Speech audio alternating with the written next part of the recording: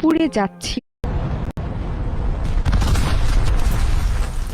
শ্রেণীকক্ষের ভেতরে শিশুদের কান্না, চিৎকার, হুড়োহুড়ি। পুড়ে যাচ্ছিল শিশুদের দেহগুলো। এই বিভীষিকার মধ্যেই কোমলমতি শিশুদের বাঁচাতে আসেন শিক্ষিকা মাহরিন চৌধুরী, মাইলস্টোন স্কুলের কোঅর্ডিনেটর।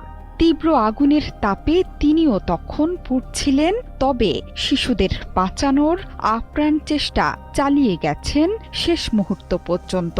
বেঁচে ফেরা শিক্ষার্থীদের ভাষায় ম্যাডাম বারবার বলছিলেন, দৌড়াও, ভয় পেও না, আমি আছি। কিন্তু শিশুদের বের করে দিয়ে শেষ পর্যন্ত আগুনের গ্রাস থেকে নিজেকে বের করতে পারেননি মানুষটি।